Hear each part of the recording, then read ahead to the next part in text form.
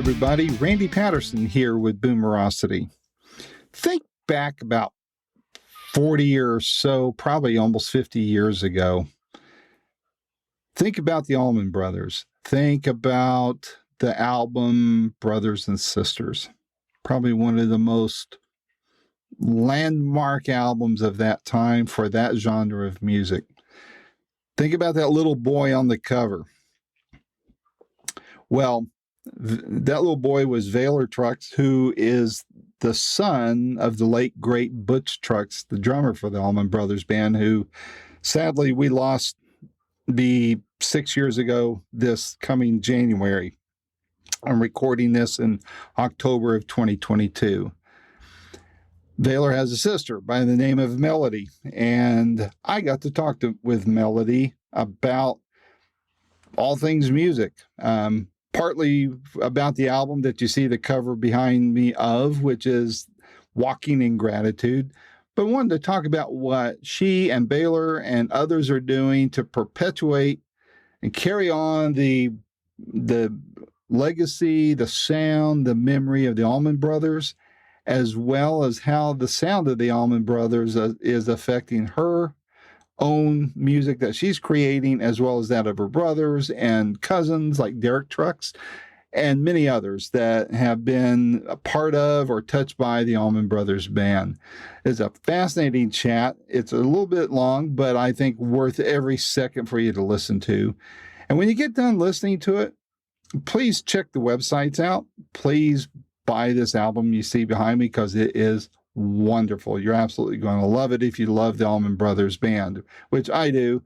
And this is not the Allman Brothers Band, but you can tell that there is influences there and worth every penny that you invest in purchasing it.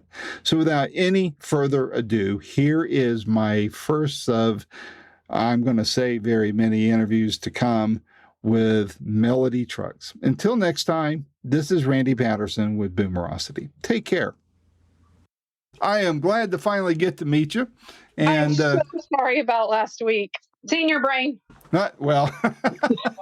That's the first time I've ever done it, and I felt horrible. I was like, because I got an email from Doug going, "Did you forget something?" I was like, no. You know, if this is the worst that happens, we're doing pretty darn good. Yeah, no doubt. So I'm just glad we get to talk, and I'm anxious for me to learn and Boomerosity viewers to learn more about Melody Trucks and her band and the new album and all that kind of stuff. So thank you. Before we get into all that, how did the pandemic affect you and your work as far as the music goes and all of that? It did quite a number on just about everything. I was up in New York for the Brothers show at Madison Square Garden. That was on March 9th and 10th. Oh, wow. I was up there. So what, they shut the world down like 3 days later. Yeah. Right? So while I was there, it was the day after the show, I had just found out that in April, we were going to do a supporting run for a major band. Plus, that April, we were headlining like 2 or 3 festivals. We had massive things going on that April. And boom, it was all gone. And then, like a lot of bands had to do, because we couldn't go out, we couldn't play, we couldn't make money the way that we normally make money. One guy moved to another state. A couple guys got real jobs. So by the time that the pandemic was coming to a close and people were going back out again, actually the Melody Trucks Band, we tried to force it to come back together and it just didn't happen. So the record that you have as I love the background, by the way. I thought you might. That record was the record that we put out as the Melody Trucks Band. That one actually came out in 2019, I believe. Right. And I'm so proud of the work that we did as a band. And those guys are amazing. And if we could have made it keep going, we would have. It just couldn't keep going just because everything had changed so much. But I still love them. They're still great. There's, a lot of them are still out there doing their thing. And I'm still working with some of them. And, so it's like the world has a tendency to make you change your plans. So, boy, isn't that the truth? Tell viewers about you and, the Melody Trucks Band and the current incarnation of it. So I've actually got a lot of balls that I'm juggling in the air right now, and I'm extremely grateful for that. First of all, I have a real job. But the thing that's really exciting is I'm going to actually finally be able to let go of that and just dedicate my life to doing what it is that I truly want to do. So that's coming up within the next few months. I'm really excited about that. I have my solo project, and it's just Melody Trucks. It's no longer the Melody Trucks Band. And so I'm really digging into that project. And the way that I'm going to promote this project once it's done is something I'm piggybacking off of a project that my father started years before he passed away. Do you know anything about Roots Rock Revival? Have you ever heard of it? No, I don't. Okay, so Roots Rock Revival is an all-inclusive music masters camp that happens every year in August up in the Catskills at this amazing place called the Full Moon Resort in Big Indian, New York. Okay. And it's an immersive experience where the four founders, which were it was my dad's brainchild, and then he brought in Oteil Burbridge, and he also brought in Luther and Cody Dickinson from the North Mississippi All-Stars. So those were the four core founders. And then every year we invite other musicians to come and give master classes, right? So all day for 4 days, it's, intensive master classes with Oteil, and Graham Lesh is one of our musicians, and Lamar Williams Jr. and Amy Helm, and we've had Bernard Purdy, Johnny Vodakovich. Let's see. I mean, I could just keep going and going and going. About John Medeski is one of our regulars as well. Just the amount of talent that comes through there, and these are the ones giving the classes. But then we have people from the ages of 6 to 85, 90 that come and experience it and learn. And and it is a life-changing experience. Every night there's 5 or 6 jam sessions going on all over the resort in different places till like 2, 3, 4 in the morning. I mean, the music is constant. The fellowship is constant. I mean, everything about it is just perfect. And so with my new project with Melody Trucks, and I've actually already started this, is I'm going to be bringing some of the younger generation that's coming up through Roots Rock and taking them out on tour with my new project. Cool. I did a tour in the Midwest at the end of July, and I took 2 of the kids from Roots Rock as part of my band, and we went on tour into the Midwest. We went to Iowa City, we went to Nashville, we played Zoo Fest in Lincoln, Nebraska. So it's like, it's going to give them an opportunity to be on stages that they'll eventually get to, but they'll get to go there sooner. Cool. Very cool. So that's what's going on with Melody Trucks. And then I've got a project with my brother, and I don't know if you know who my brother is. His name is Vaylor. I know, but explain to viewers who he is and how far back he goes into this business, how he was an icon at a young age. Let's put it that way. Very young age, yes. So first of all, he is my big brother. Secondly, he is one of the most accomplished and incredible guitar players I've ever heard in my life. I agree. He has a band called the Yeti Trio. They're 20 years in now, over 20 years in now. And he was the little boy on the front cover of Brothers and Sisters. So that little blonde boy on the front, that's my older brother, Vaylor. Now, if you look on the inside and you see that big picture of everybody on the inside, and if you find Vaylor, my dad is holding him. He's all the way on the left-hand side. My dad is holding the little boy on the front cover. just to the right of my dad is a woman holding a baby. That's me. You're the baby. I'm the baby. So I think I was 6 months old at the time. Oh my goodness. Wow. Yeah. So, but Vaylor and I have a tribute project that we're doing. It's called Brother and Sister.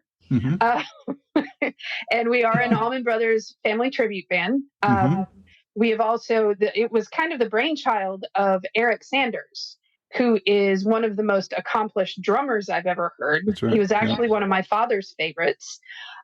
He plays in the Yeti Trio with Vaylor, and he also plays in Brother and Sister with us. And it was kind of his brainchild to do this band. So.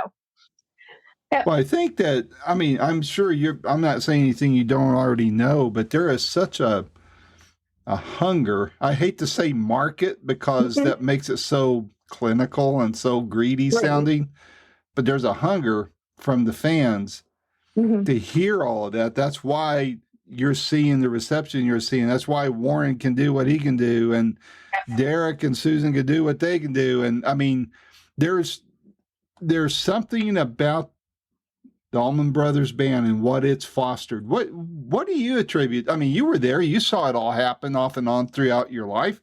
What do you think it is? It's hard to pinpoint. It's got an element of dichotomy to it because they were never, I don't want to say never, but they weren't really the chart toppers. They weren't the ones that are like, even now, they don't get played as much on things like classic rock stations as like Aerosmith or AC/DC or something like that. They don't get a lot of quote unquote radio play. They never got, it was never a commercial thing, so to speak, but yet they were the highest grossing, touring band. Even though they weren't the top of the charts, everybody was coming out to see them. And I think the reason why is because you can't really put them in a category. You can't really stick them in a genre and say this is where they belong, because they let the music that they loved influence them in so many ways. And it wasn't just rock and roll, and it wasn't just country, and it wasn't just jazz, and it wasn't just blues. They took all of these elements of all of these different genres, and they put it out in a way that was so unique that you could be a lover of any of those styles and love them. Yeah. So therefore, the fan base that they've brought together is one of the most diverse fan bases I've ever seen. I agree. From young to old, from, every color spectrum and also every political spectrum. And it's it's really hard to pinpoint, one particular demographic because they span so much. And also there was so much soul and so much heart and so much, like, their philosophy on their music from the beginning had to do with tapping into where music comes from and letting the music take you to somewhere different, and also doing it with people that you consider family. So like on the inside of Brothers and Sisters, it's all of us, right? It's all the family. So all of those things kind of swirled together just make it something that you don't ever want to let go of. They bring a feeling of inclusiveness and togetherness and that you just don't find in a lot of other places. So while it's hard to say this is why, that is, from my experience, what I've seen as to why people keep being drawn back and stay with the music of the brothers, because it's transcendent. Would you? I don't know how much I agree with my own statement I'm about to make here, but oftentimes when I'm talking with friends, I have a lot of friends where we sit around and talk about music all the time. Can't imagine why, but but when we talk about the Allman Brothers, I always say, well, they're kind of like the South's Grateful Dead, in a way, not exactly, because but where it's that jamming and that communal feeling amongst the band.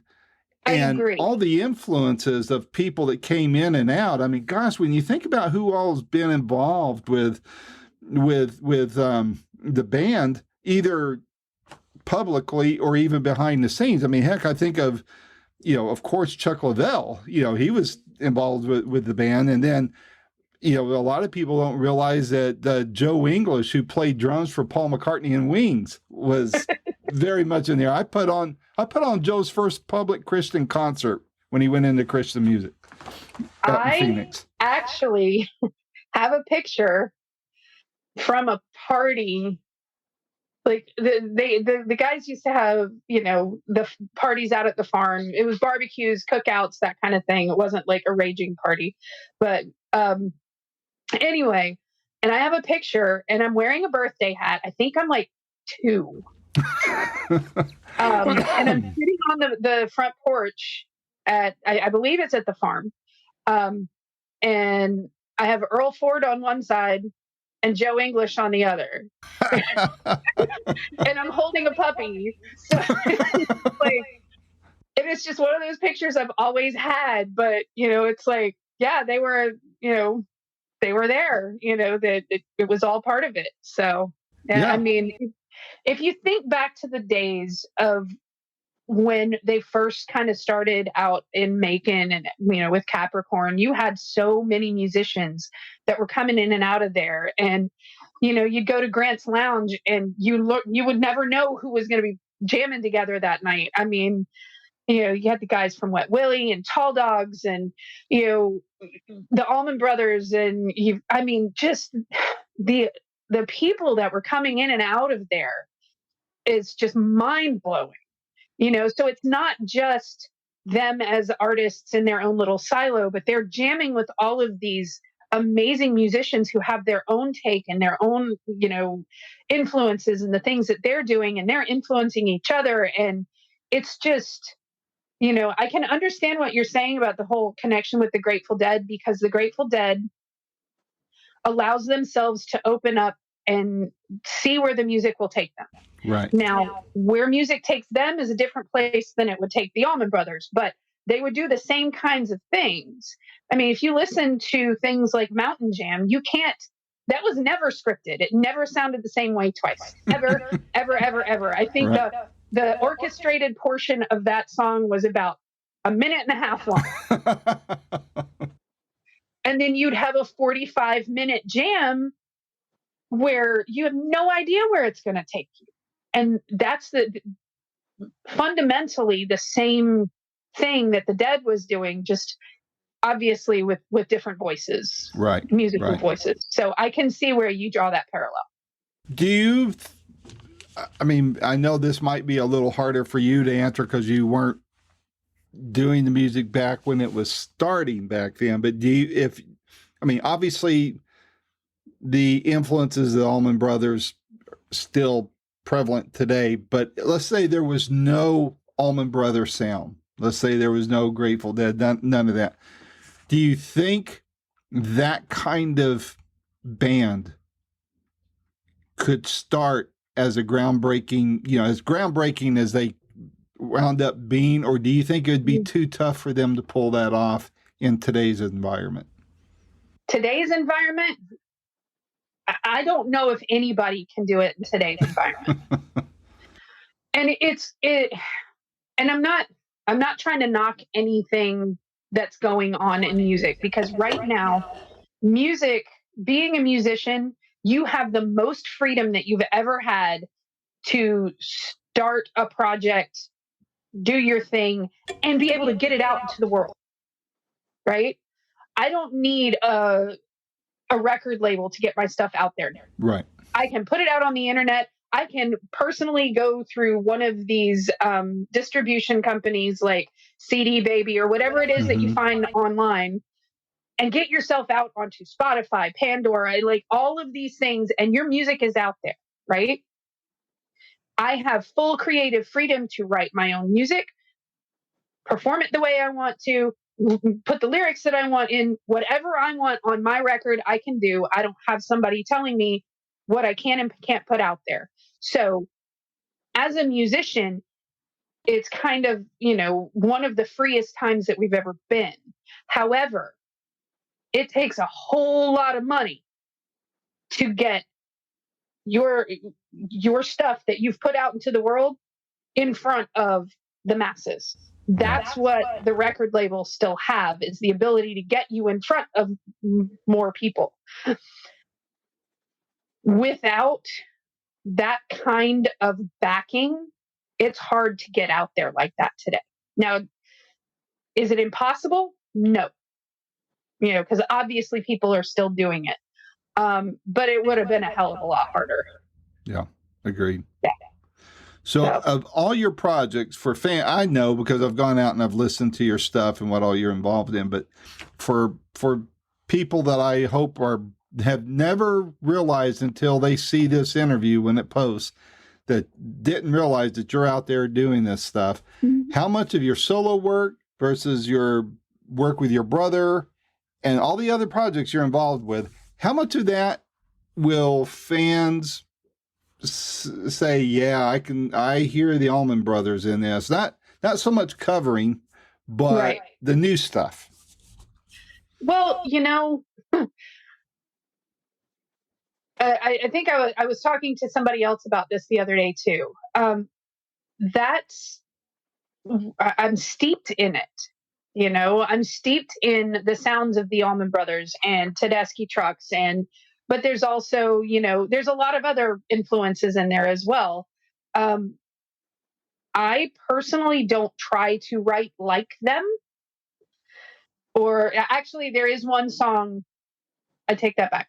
There is one song that I am writing for my next record that I'm deliberately writing it thinking, what would they do next?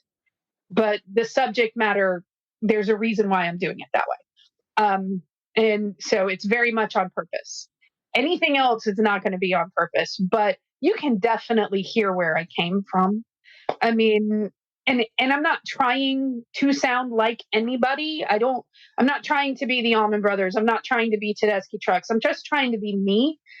But I come from the same stock as they do. Right. So I can't help but have some of that influence in the music that I play. So and to that point, you and Warren and Derek and Susan, as you mentioned on there, you all are kind of carrying on the legacy, but with your own sound, mm-hmm. And what is it about the style that you think is so enduring and endearing? It kind of goes back to what we were talking about a little bit earlier, but in your opinion, what is it that make about those, in those two areas, it being enduring and endearing to people? Wow. That's a hard one to pin down. It comes from a pure place. It comes from a true place. And I'm not saying that other music doesn't. But the heart of their music is, from the soul. It's how they feel. It's how it's what invokes, joy and happiness within the people who are listening to it. And there's something, it's just something that touches me, mm-hmm. And I know that music resonates within other people in very different ways. So I'm not by any means trying to discount anyone else's musical loves, tastes, experiences. I'm just saying, for me personally, the way that what they did resonates with me. I couldn't live without it. And I know there's a lot of people that feel the same way. So it's just the way that when you hear it, and when you just can't help but feel better, feel happiness, feel joy, feel, and that's what you want for your life. So you just kind of keep going back to it. It's like, I want to be happy, so I'm going to go listen to them now. So, yeah. Well, I do think that there's something about the roots of where we grow up. You guys grew up in the South. I grew up in the South. There's just, we have the tradition of the blues coming from the South, Southern gospel, country and Western. It's all right here in the South and Deep South, especially. Yeah. And that gets to the heart and soul of the matter, you know? Actually, one of the other projects that I'm working with I started working with them earlier this year. We're going to do another tour in December. I'm actually an unofficial Lee Boy. I'm with the Lee Boys now. Really? So, yeah, I'm going to be doing a few tours a year with them. And so I don't know if you know, but they played at my sister's wedding. So it's kind of another family thing, and I'm starting to do some work with them, and they're, a Sacred Steel Gospel Blues band. Yeah. So very much resonates here in the South. They're so amazing, and I'm so honored to be able to work with them too. So, well, I normally towards the end of an interview, I'll say, hey, I'll check out your itinerary on your website. But you got so many things going on. I don't know where to look to see where I can catch one of your gigs at, Well, I'm in the middle of updating my brand new website. I've got some of my dates on there, but not all of them yet. The next thing I'm doing is this Sunday, we're doing the benefit for Barry Oakley Jr. down in South Florida with O'Teal. That's at Crazy Uncle Mike's, Saturday, October 16th. We've also got a GoFundMe out there for Barry as well. Plus, we're going to be doing an online auction as well as an in-person auction. So there's ways for people to be able to be part of it, even if they can't be at the event. After that, at the end of November, I'm going out with the Allman Family Revival with Devin, and Baylor and I are going to be part of the first 5 shows. So that's Macon, Clearwater, Sarasota, Pompano Beach, and Jacksonville. Wow. So, and that's November 26th through the 30th. And then on December 1st, I go out with the Lee Boys, and we'll be all over the Southeast too. So that, even though it's not on my website just yet, all of that, hopefully within the next week, will be posted on melodytrucks.net and .com. Like, if you put, it is .net, but if you put .com, it'll take you right there. It'll reroute. Okay. Yeah.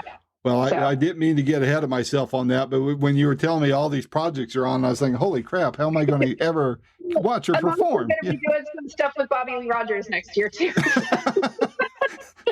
What are you going to do with all that spare time on your hands? Actually, what I'm going to do with that spare time is my brother and I have a concert series here at a club in Jacksonville called the Blue Jay Listening Room.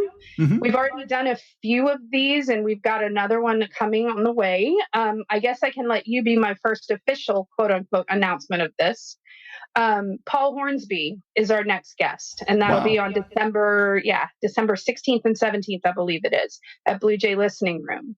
And so far we've had Jimmy Hall was our very first guest. Wow. And then we had Luther Dickinson. And then we had Victor Wainwright and Pat Harrington from Victor Wainwright and the Train. So those were our first 3. And then now we've got Paul Hornsby coming as well. Very cool. So, I want to ask you one more Allman Brothers related question. Then I want to get into this album that's behind me that I absolutely love. What do you think is the most misunderstood thing about the Allman Brothers in general? They're not a country band. No kidding. Yeah. Actually, let me pull that back. They are not a Southern rock group. Okay. They never considered themselves to be Southern rock. They had way too many things like jazz and blues and stuff, those other influences, that they never really categorized themselves as a Southern rock group. At the same time, I mean, it's not that they weren't grateful to be put into a prestigious category like that. Right. It's just that's not ever how they really, at least from my dad's perspective, that's not really how they categorize themselves. So, interesting. I'd say if I was going to create a category, which I think there needs to be one because of all the offshoots that are going on, I think it should be like a country jam Southern jam fusion, maybe. Something like that. Not country. They're not a country. Right. I only say that because I'm not a huge fan of country music. No, I understand.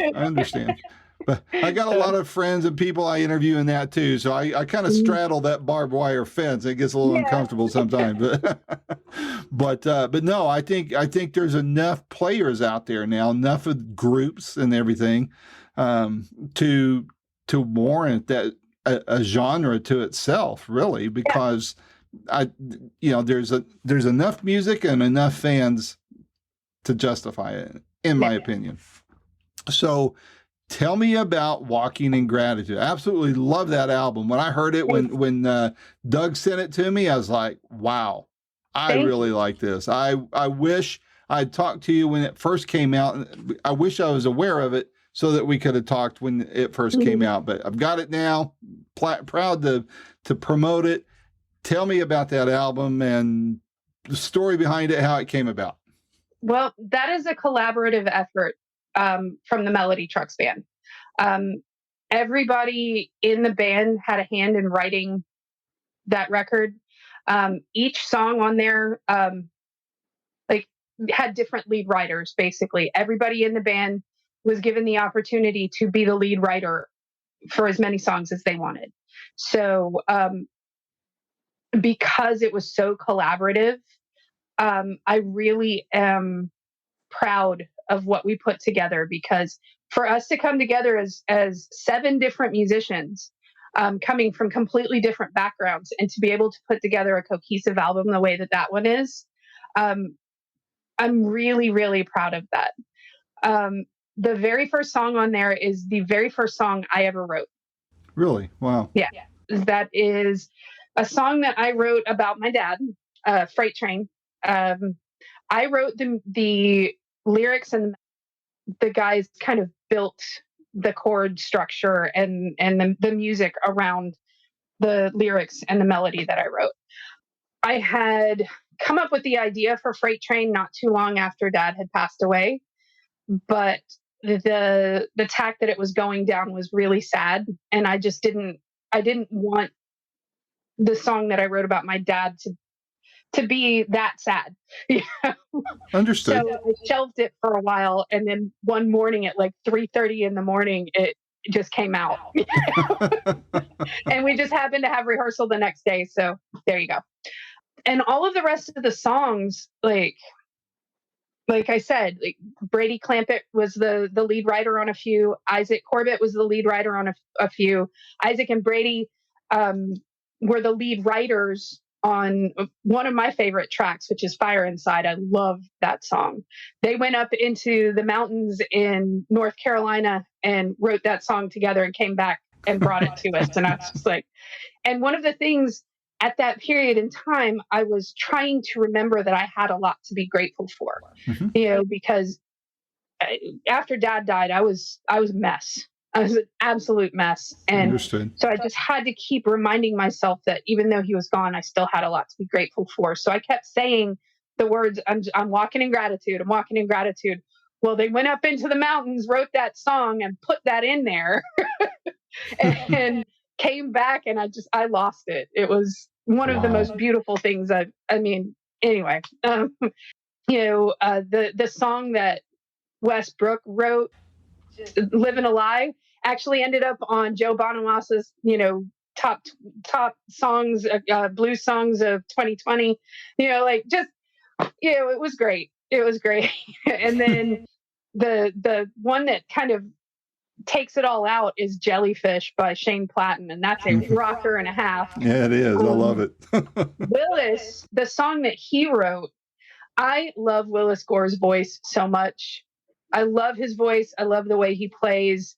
And, the song that he wrote has a very similar to the Bob Seger, like the content that Here I Am on the Road Again. Mm-hmm. The content is very similar, but from a completely different perspective. It's more about being on the road, and you're giving yourself and you get it back again, and you just thrive off of the energy that you get from being out on the road again. And it's just like, I'm so grateful for all of those guys to have written these songs that we could put on this record, because other than, the obvious things, like I had amazing kids, and, that album is one of the things I'm most proud of in my life. So, yeah. What song from that album, and because there's going to be a lot of new people that hadn't heard of you until now, until this thing posts, which song would you point them to and say, listen to this song, and if you like it, you're going to absolutely love the rest of the record? There's 2. Okay. I'll let you do 2. Yeah. Freight Train and Fire Inside. Those are my 2 favorites. So. Understood. Mhm. So what's on your radar for the next few months, say next year or so? I want to write this new record. Okay. That's it. I got to write. I've got this really amazing concept for this next record, and I've just got to dig in and get it done.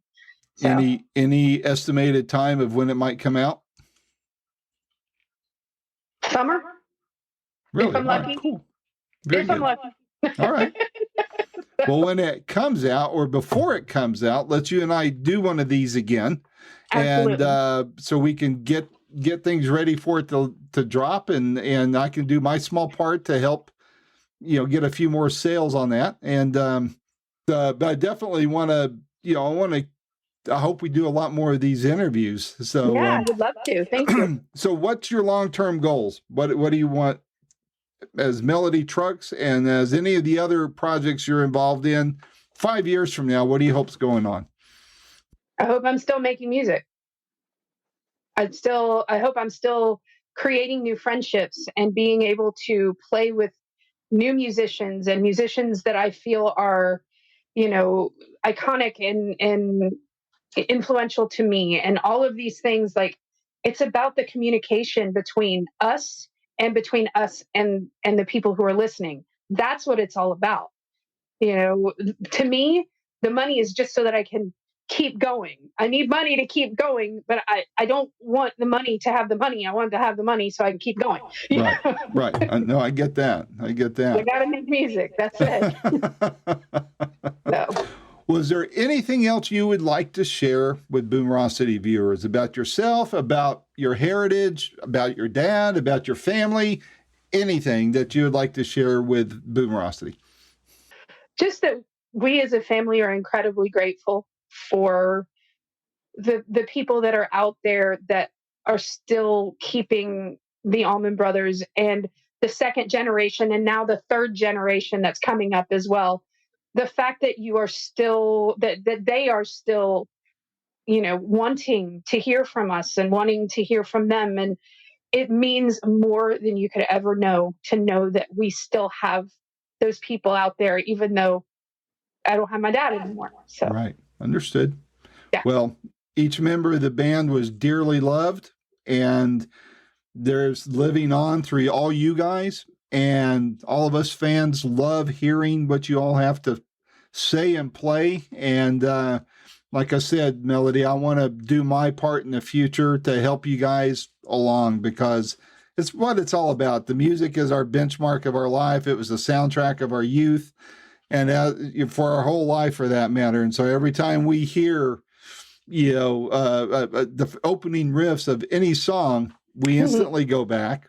And so much of the band, your dad's work, all of that, we can just every time we hear it, we can smile. And that's important. We can go back to another time to help get us to where we are today, to make us who we are today. And your family has gone a long way in contributing to that. And so I thank you for that. And I thank you for the music you're making today. And I'm looking forward to hearing a lot more of it. Thank you so much. It was so great to talk to you. Thank you. Likewise. And we'll be doing this again. Okay? Absolutely. Right. Have a good night. You too. Enjoy the rest of your evening.